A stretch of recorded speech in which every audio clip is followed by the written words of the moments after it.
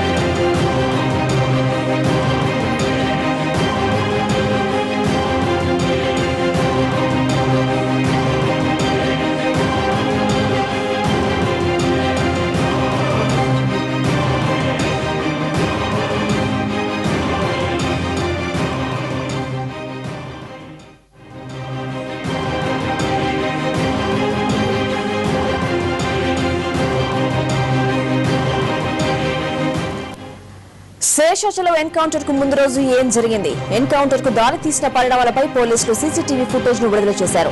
కూలీలు అడవిలోకి ఎలా ప్రవేశించారు, పోలీసులకు ఎలా ఎదురుపడ్డారు అనే దానికి ఇందులో ఆధారాలు ఉన్నాయి. ప్రస్తుతం ఆ విజువల్స్ మనం చూస్తున్నాం.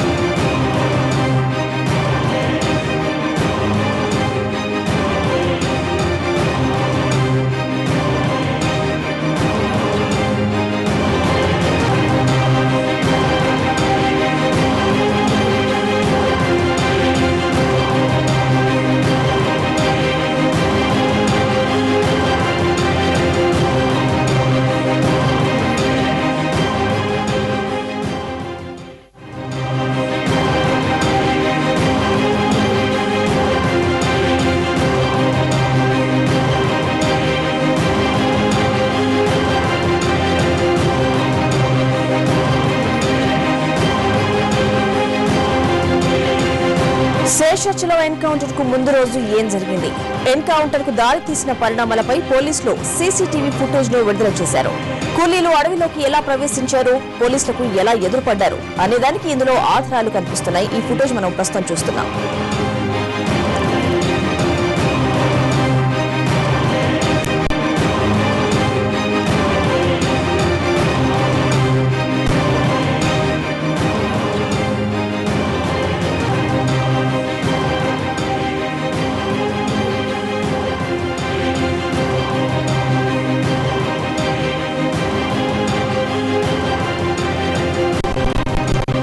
శేషాచలం ఎన్కౌంటర్ ఘటనపై సీసీటీవీ ఫుటేజ్ కు సంబంధించి పూర్తి వివరాలు కరెస్పాండెంట్ రమేష్ అడిగి తెలుసుకుందాం. రమేష్, ఎన్కౌంటర్ ఘటనపై సీసీటీవీ ఫుటేజ్ ఎందుకు రిలీజ్ చేశారు? అసలు ఫుటేజ్ లో మనకు కనిపిస్తుంది ఏంటి?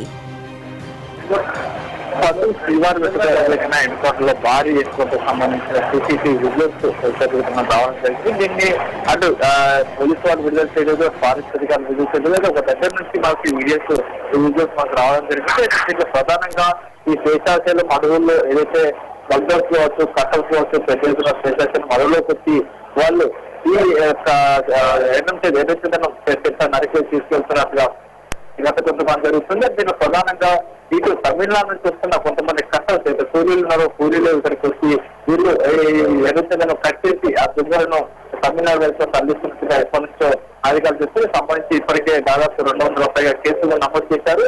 అయితే దీనికి సంబంధించి ఏదైతే ఈ కట్టర్స్ కావచ్చు, స్మగ్లర్స్ డైరెక్ట్ గా లైవ్ లో పట్టుకోవాలని ఉద్దేశంతో ఫారెస్ట్ డిపార్ట్మెంట్ పెద్ద ఎత్తున శేషాచలం అడవులు కావచ్చు, శ్రీవారం నెట్టు అటు కొన్ని ప్రాంతాల్లో ముఖ్యమైన ఎంట్రీ పాయింట్స్ వద్ద కూడా సీసీ కెమెరా ఏర్పాటు చేయడం జరిగింది. అయితే సీసీ కెమెరాలు ప్రధానంగా ఎవరెవరు స్మగ్లర్స్ వస్తున్నారు, ఎటువైపు వెళ్తున్నారు, ఎంతమంది వస్తున్నారు, ఒక్కొక్కసారి ఎంతమంది వస్తున్నారు, దీనికి సంబంధించిన వివరాలు ఇంకా తెలుసుకున్న ప్రయత్నంలో ఈ ఫారెస్ట్ డిపార్ట్మెంట్ సీసీ కెమెరాలు ఏర్పాటు చేసింది. దీంట్లో భాగంగా ఎన్కౌంటర్ కు ముందు రోజు ఏదైతే మాకు చూస్తున్న వీడియోలో చూసినట్లయితే పెద్ద సంఖ్యలో కట్టర్స్ కూలీలు తమిళనాడు నుంచి ఇక్కడికి వచ్చి అక్కడ ఉన్న ఎర్రచంద్ర చెట్లను నరికి వేస్తున్న దృశ్యాలు కూడా దీంట్లో రికార్డు కావడం జరిగింది.